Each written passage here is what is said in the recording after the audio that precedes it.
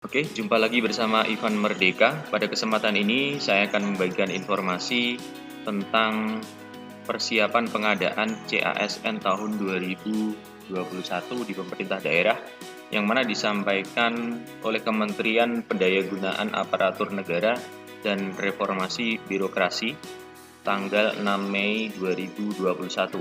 Ini adalah informasi terbaru yang berkaitan dengan penerimaan calon aparatur sipil negara tahun 2021. Namun,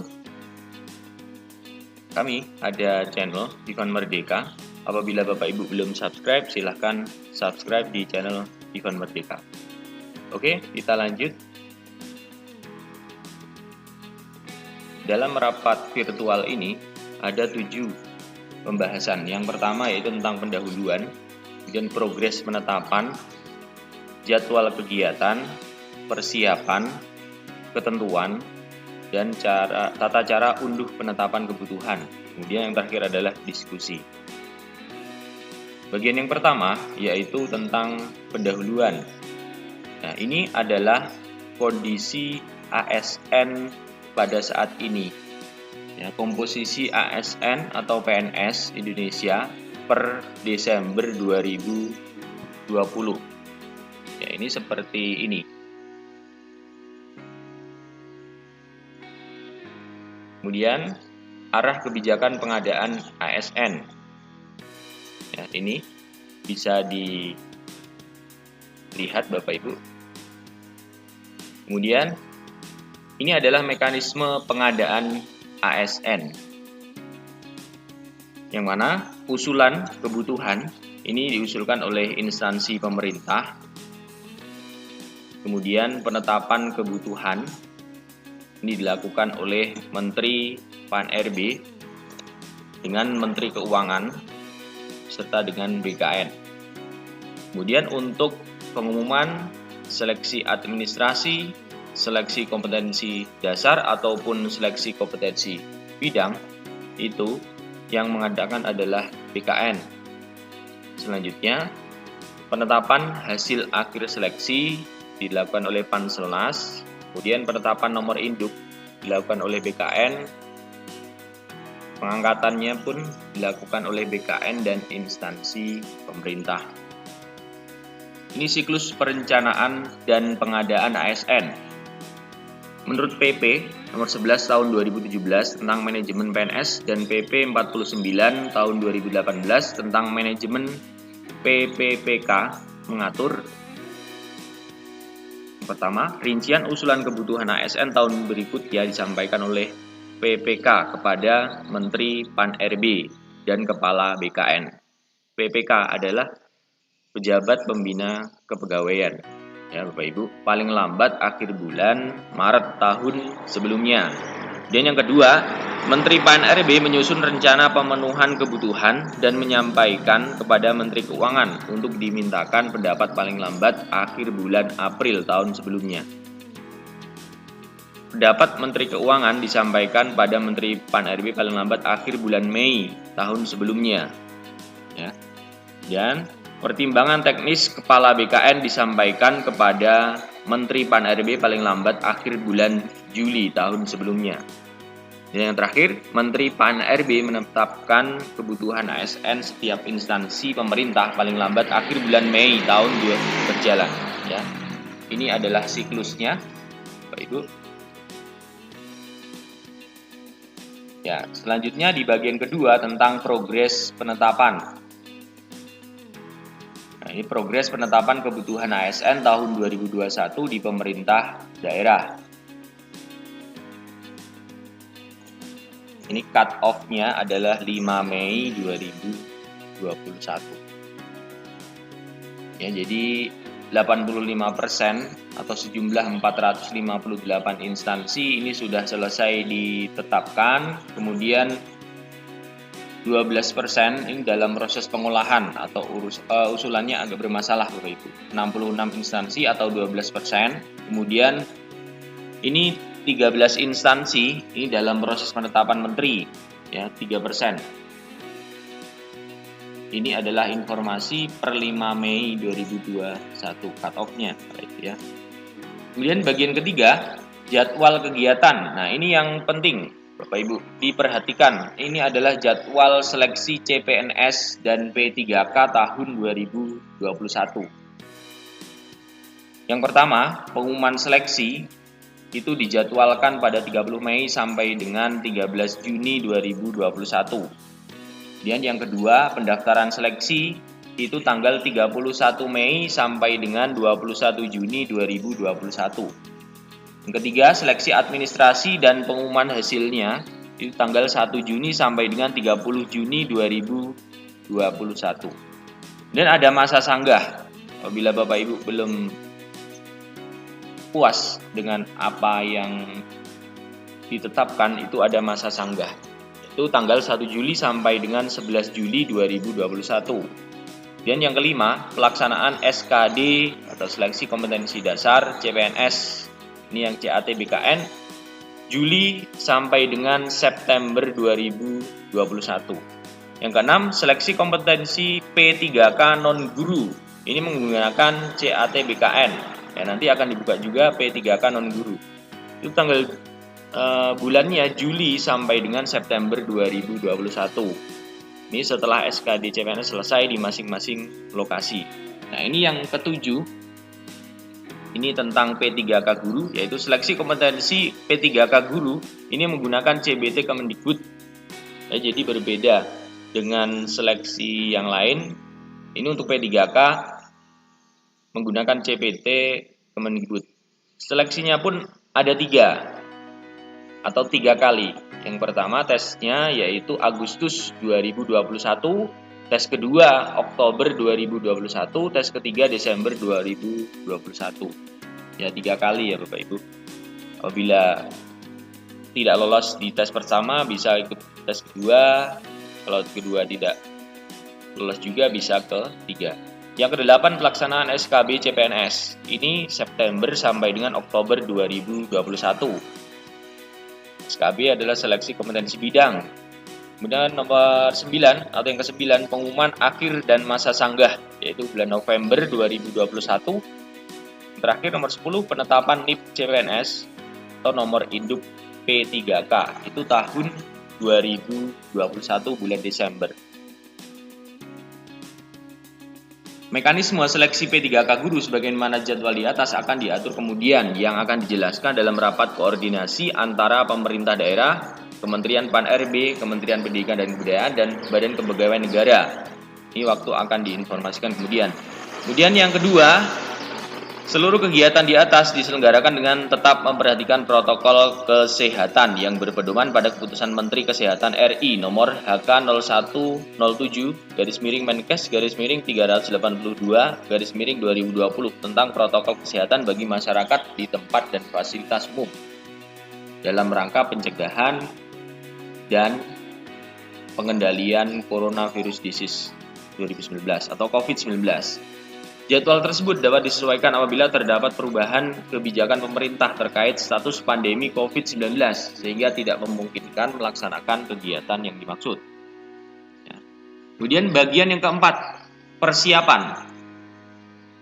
Nah, ini persiapan anggaran PPK atau pegawai pemerintah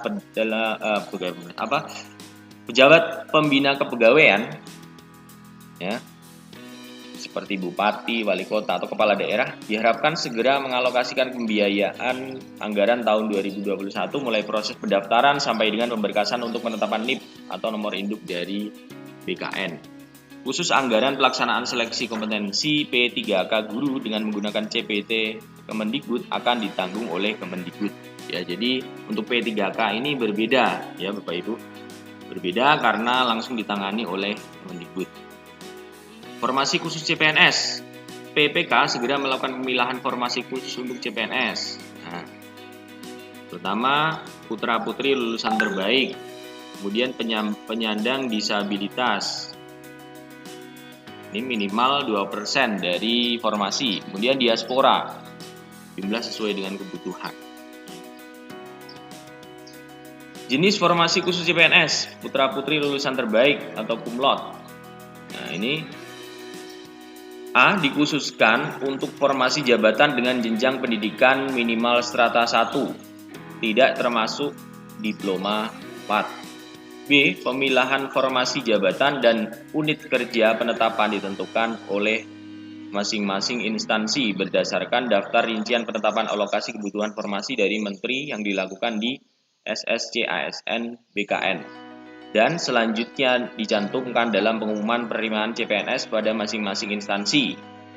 Jabatan dan kualifikasi pendidikan untuk formasi khusus tersebut disyaratkan agar pada formasi tersebut ditetapkan pula untuk formasi umum dengan jabatan dan kualifikasi pendidikan yang sama.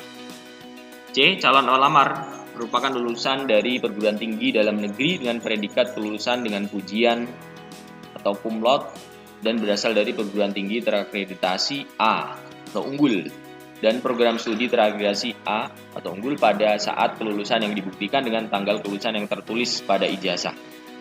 Jadi, calon pelamar dari lulusan perguruan tinggi luar negeri dapat mendaftar pada formasi khusus termasuk kategori lulus dengan pujian cum laude setelah memperoleh penyetaraan ijazah dan surat keterangan yang menyatakan predikat kelulusannya setara dengan pujian atau cum laude dari Kementerian Pendidikan dan Kebudayaan. Nah, ini untuk formasi khusus CPNS yang disabilitas. Bisa perhatikan Bapak Ibu. Ini untuk diaspora.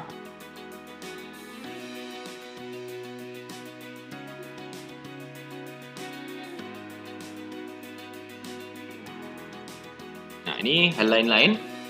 PPK segera menyiapkan dokumen persyaratan pengumuman pendaftaran dan persiapan teknis portal resmi atau sistem pendaftaran terintegrasi bersama dengan BKN atau SSC-ASN dilengkapi dengan online helpdesk atau call center yang dikelola oleh masing-masing kementerian atau lembaga. Kemudian PPK segera menyiapkan teknis penyelenggaraan SKD atau seleksi kompetensi dan SKB atau khusus untuk CPNS. Terakhir, khusus untuk seleksi P3K guru, ini yang disiapkan adalah dokumen persyaratan pendaftaran akan dipersiapkan oleh Kemendikbud. Pemerintah daerah cukup mengumumkan formasi P3K guru, kemudian seleksi atau verifikasi administrasi akan dilakukan oleh Kemendikbud. Biaya pelaksanaan seleksi dengan CBT Kemendikbud akan ditanggung oleh Kemendikbud. Yang terakhir, pemberkasan NIP P3K di BKN oleh pemerintah daerah. Nah, ini ketentuan secara umum, ketentuan CPNS. Yang pertama, setiap WNI dapat melamar menjadi CPNS dengan batas usia paling rendah 18 tahun dan paling tinggi 35 tahun pada saat mendaftar.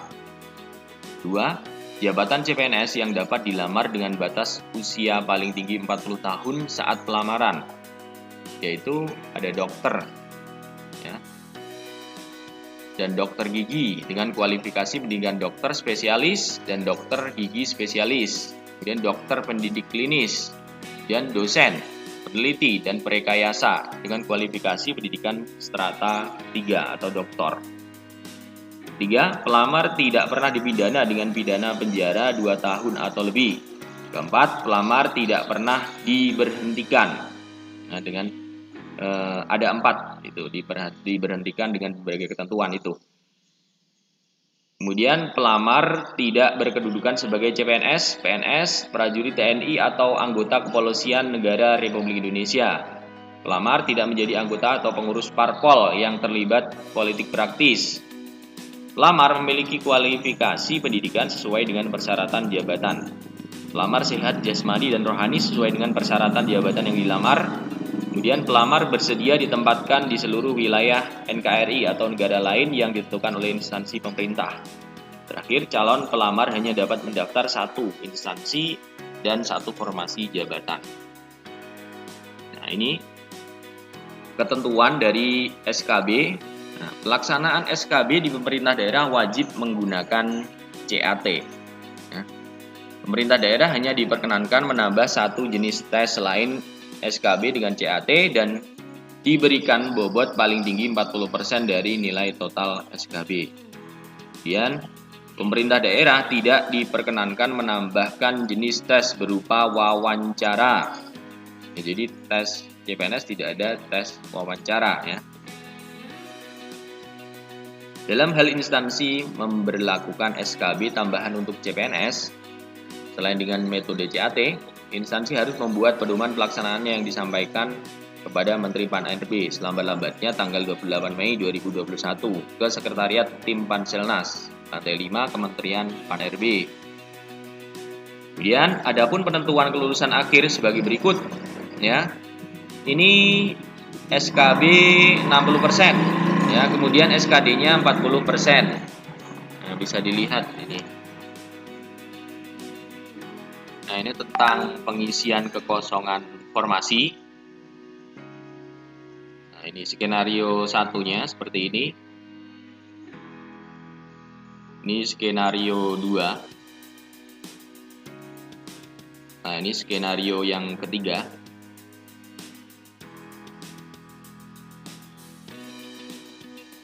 Ini untuk ketentuan umum P3K. Yang pertama, setiap warga negara Indonesia dapat melamar menjadi P3K dengan batas usia paling rendah 20 tahun dan paling tinggi 1 tahun sebelum batas usia tertentu pada jabatan yang akan dilamar sesuai dengan ketentuan peraturan perundang-undangan. 2. Pelamar tidak pernah dipidana dengan pidana penjara 2 tahun atau lebih. Ketiga, pelamar tidak pernah diberhentikan sama dengan hormat tidak atas permintaan sendiri atau dengan hormat sebagai PNS atau P3K, dia dengan hormat tidak atas permintaan sendiri atau dengan hormat sebagai prajurit TNI, dengan hormat tidak atas permintaan sendiri atau dengan hormat sebagai keanggotaan Kepolisian Negara Republik Indonesia, dan tidak dengan hormat sebagai pegawai swasta. Ya. Keempat, pelamar tidak menjadi anggota atau pengurus parpol atau terlibat politik praktis. Kelima, pelamar memiliki kualifikasi pendidikan sesuai dengan persyaratan jabatan. Keenam, pelamar memiliki kompetensi yang dibuktikan dengan sertifikasi keahlian tertentu yang masih berlaku. Ketujuh, pelamar sehat jasmani dan rohani sesuai dengan persyaratan jabatan yang dilamar. 8. Calon pelamar hanya dapat mendaftar satu instansi dan satu formasi jabatan. 9. Persyaratan minimal 3 tahun berpengalaman di bidang kerja yang relevan dengan jabatan fungsional yang dilamar. Ini dibuktikan dengan surat keterangan yang ditandatangani oleh, nah ini minimal jabatan tinggi pratama untuk yang bekerja di instansi pemerintah. Kemudian minimal direktur kepala divisi yang bidangi SDM atau HRD di perusahaan swasta atau lembaga swadaya non pemerintah atau yayasan. Terakhir, tidak boleh bertentangan dengan sistem merit. Nah, ini rencana tes kompetensi P3K tahun 2021. Ya. Ada tes kompetensi dan tes wawancara untuk seleksi P3K. Tes kompetensi, ini ada tes kompetensi teknis, kemudian kompetensi manajerial, kompetensi sosio-kultural. Jumlah soalnya untuk kompetensi teknis 70-100 soal, kompetensi manajerial jumlahnya 20-30 soal, kompetensi sosio-kultural itu 10-20 soal. Waktunya 120-160 menit. Kemudian tipe soalnya itu pilihan ganda berjumlah 5, isinya benar atau salah. Itu untuk kompetensi teknis. Untuk kompetensi manajerial itu pilihan ganda berjumlah 4. Nilainya itu 4, 3, 2, 1, sampai 0 ya. Kemudian kompetensi sosiokultural itu pilihan ganda berjumlah 5, nilainya 5, 4, 3, 2, 1, sampai 0. Ya. Kemudian untuk tes wawancara ini berbasis komputer. Jumlah soalnya 10 soal, waktunya 10 menit saja. Kemudian tipe soalnya itu pilihan ganda, bukan wawancara tatap muka ya Bapak Ibu. Tes wawancaranya ini adalah tes berbasis komputer berjumlah 4 ya, pilihan gandanya, kemudian nilainya 4, 321 sampai 0. Untuk passing grade nilai kompetensi teknis direkomendasikan oleh instansi pembina dan ditetapkan oleh Panselnas. Kemudian passing grade nilai penjumlahan kompetensi manajerial, sosiokultural ditentukan oleh Panselnas. Dan passing grade wawancara tidak ditentukan, hanya untuk menambah nilai akhir dan dapat dipergunakan oleh instansi pengguna untuk menggali dan mengkonfirmasikan kembali integritas dan moralitas peserta. Nah, ini materinya, materi tes P3K. Nah, ini ketentuan dari P3K guru. Ya. Peserta yang berhak untuk mendaftar pada seleksi P3K guru tahun 2021 adalah sebagai berikut. Pertama, honorer THK 2 sesuai database THK 2 di BKN. Kemudian, guru honorer yang masih aktif di sekolah negeri di bawah kewenangan pemerintah daerah dan terdaftar sebagai guru di Dapodik atau Data Pokok Pendidikan Kemendikbud. Ketiga, guru yang masih aktif mengajar di sekolah swasta dan terdaftar sebagai guru di Dapodik Kemendikbud. Keempat, lulusan pendidikan profesi guru atau PPG yang belum menjadi guru dan terdaftar di database lulusan pendidikan profesi guru Kemendikbud. Ya. Jadi Bapak Ibu yang lulusan PPG yang belum menjadi guru pun bisa mendaftar di P3K ini, ya. Asal sudah terdaftar di database lulusan pendidikan profesi guru Kemendikbud. Kemudian sekali lagi mengingatkan untuk P3K ini tesnya akan dilaksanakan sebanyak 3 kali. Kemudian verifikasi administrasi dilakukan berdasar sertifikasi pendidik terlebih dahulu. Apabila tidak sesuai dilakukan berdasarkan kualifikasi pendidikan yang bersangkutan. Kemudian sertifikasi pendidik dan kualifikasi pendidikan merujuk ke Surat Edaran Direktur Jenderal Guru dan Tenaga Kependidikan Kemendikbud nomor 1401/B-B1/GT 0201/2021 tanggal 15 Maret 2021. Ya. Ini adalah alur tahapan seleksi P3K.